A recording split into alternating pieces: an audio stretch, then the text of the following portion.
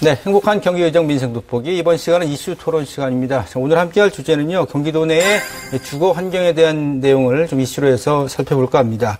자, 함께해 주실 두 분 소개해드리겠습니다. 자, 앞서도 수고해 주셨죠. 윤정일 기자 변함없이 또 이어서 자리 함께해 주셨습니다. 네, 감사합니다.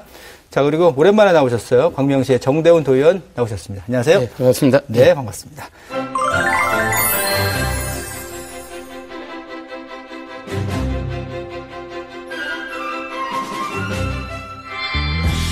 통계청 조사에 따르면 경기도의 10년 이상 노후주택이 70%를 육박하고 있다. 도시 성장은 눈부시지만 도시의 슬럼화 역시 문제가 되고 있다.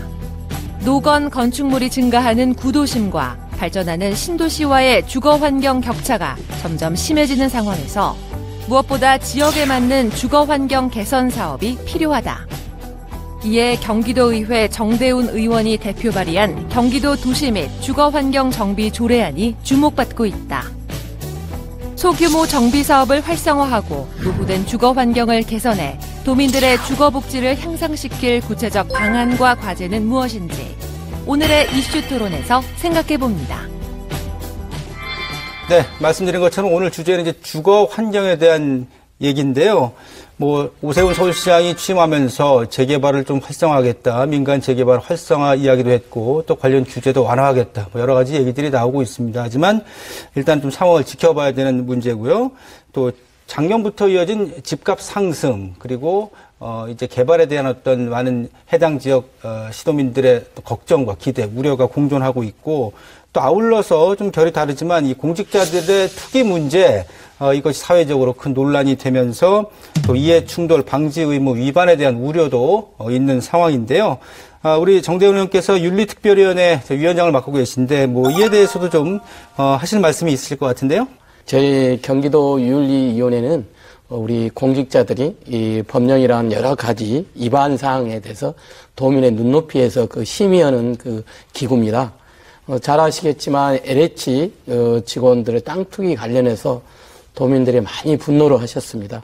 그래서 우리 경기도 의회에서도 발빠르게 또 부동산 투기 대책단을 꾸려서 제가 이제 윤리위원장 겸 단장을 맡으면서 본격적으로 우리 또 검증 작업들을 하고 있습니다. 네. 자, 위원장님께서 이렇게 말씀을 해주시니까 좀 믿음이 가는데, 좀 도민들의 신뢰를 잃지 않도록 더욱더 좀 분발을 해 주시기를 부탁을 드리고요.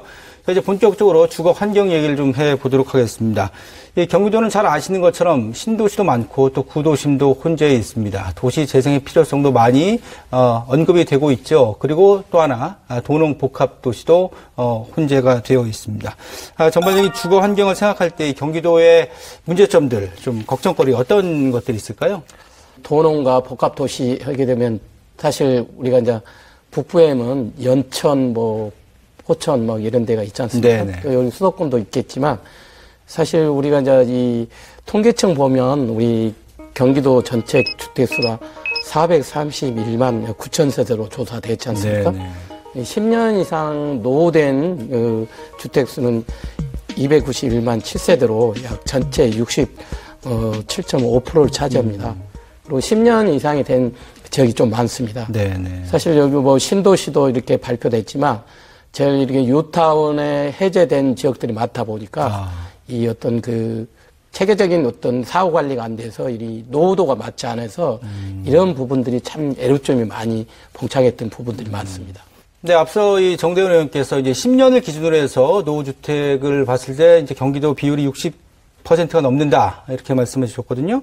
경기도 같은 경우는 좀 개선해야 할 노후 지역이 어느 정도 됩니까? 그러니까 1978년도부터 1991년도까지 준공 그 사이에 준공된 건물 중에 이 건물들은 보통 30년이 다 남은 건물들입니다. 그러네요. 그 건물들이 지금 이제 22만 5,800가구 있습니다. 지역으로 말하면 이게 1,494호입니다. 이 부분 일대가 30년이 넘는 공된 주택이기 때문에 이게 재정비가 필요한데요. 지역별로 보면은 이제 부천시가 가장 많습니다. 249곳이고요. 이어서 수원시가 144곳, 그 다음에 안산시 121곳, 그 다음에 고양시 119곳, 안양시 111곳이 있습니다. 그 실내로 보면 이제 1986년도에 광명시 철산 주공 13단지가 있습니다. 이 같은 경우에는 이제 24개 동으로 구성되어 있거든요. 예. 근데 이게 세대 수가 2,460세대입니다.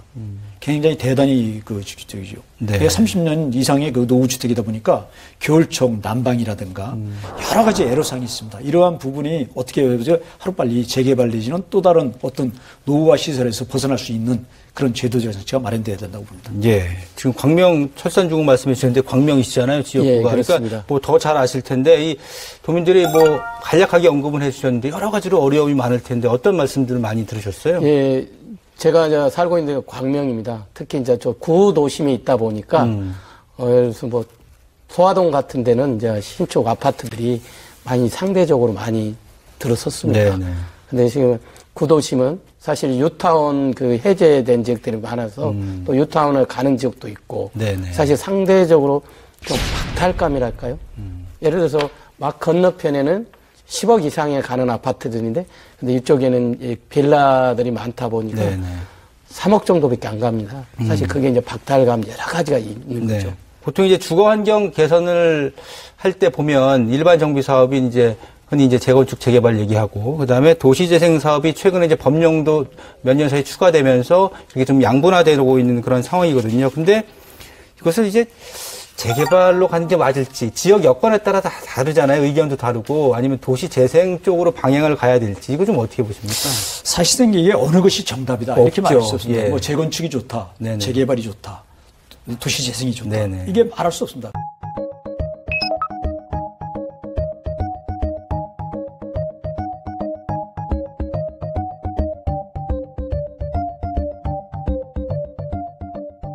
그러니까 이게 재개발 같은 경우나 재건축 같은 경우는 사실상 전면 철거에 수혜가거든요. 이거는 민간이 주도하는 겁니다. 네네. 민간이 주도를 해서 그 다음에 민간이 조합을 결성해가지고 그 다음에 사업 시행자는 이제 조합이 되는 거고 네네. 시공사를 선정해서 사업을 시작하는 겁니다. 그러니까 말씀드린 대로 전부 모든 것을 도심에 있는 걸 모든 걸 철거를 하고 새로운 신축 건물을 짓는 거거든요. 근데 이제 우리가 말하는 도시 재생 뉴딜 사업이라고 그래가지고 도시 재생 사업인데 이러한 사업은 이제 정부가 이제 주도를 합니다. 이제 정부가.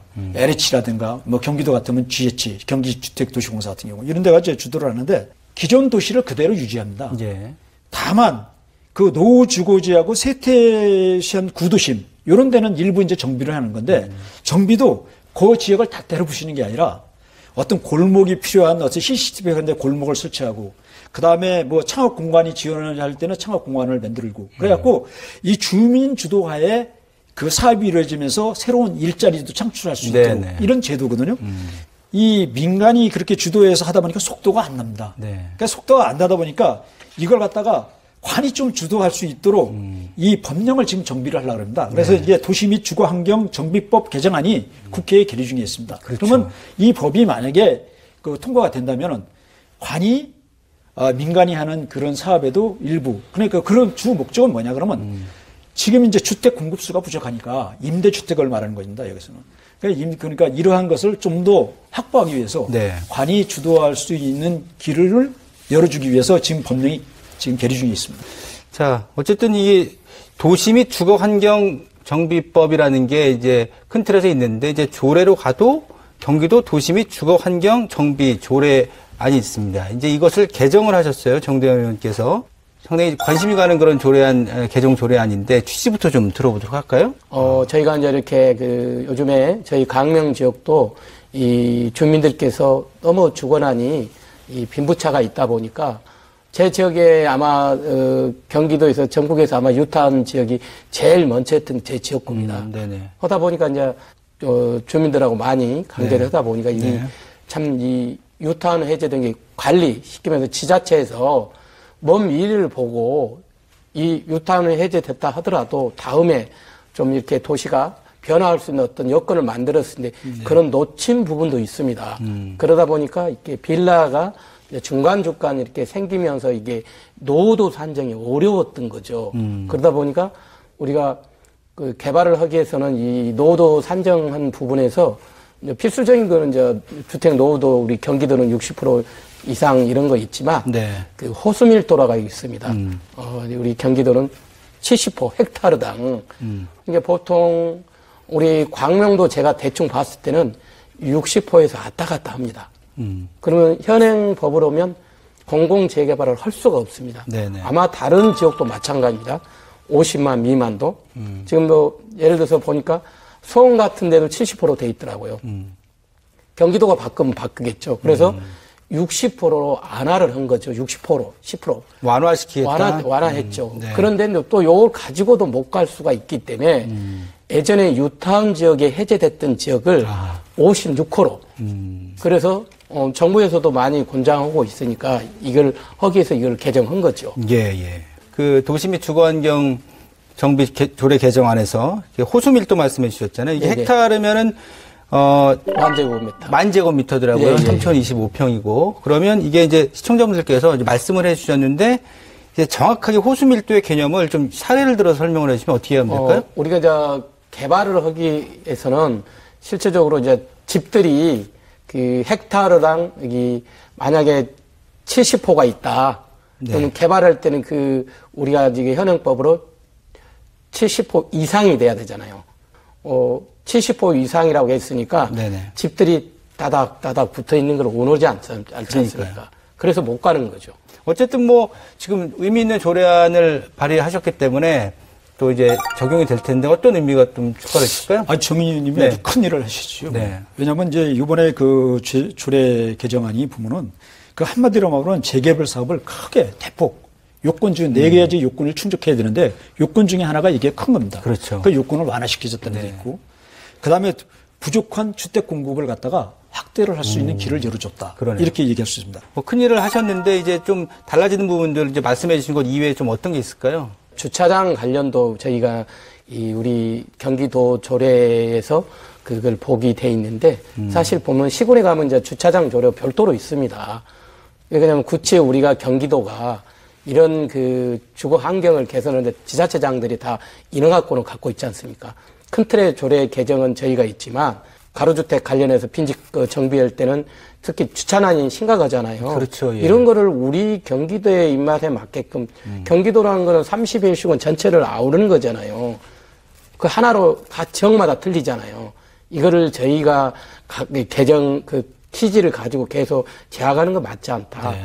이거는 삭제하고 시군 자체적으로 주차장 조례에서 반영하게끔 이렇게 또 이임사업을 했습니다.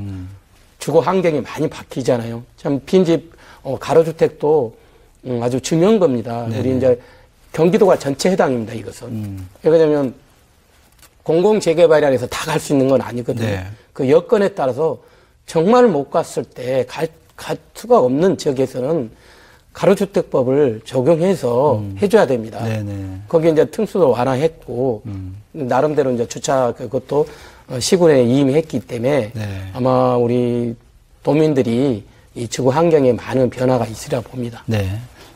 지역구에서 오랫동안 활동하셔서 그런지 뭐 지금 지역에 대한 안타까운 내용들을 소개를 해주시면서 좀 절실한 심정도 나타내 주셨습니다. 향후에 좀 진행되는 상황 좋은 내용 있으면 또 전해 주시고요. 네. 예.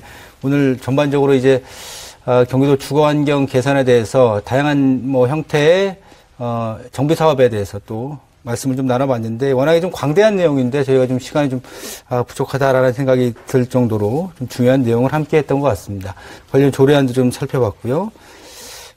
무엇보다 중요한 것은 이제 도민들의 주거의 질이 좀 향상이 돼야겠죠. 관련해서 이제 법령 개정도 그렇고 조례도 그렇고 많은 분들이 노력을 해야 되겠고 이 부분 또 중요한 카테고리인 만큼 노력을 좀 많이 기울여야 되겠다 이런 생각 끝으로 가져봅니다. 두 분과 여기서 인사를 나누도록 하죠.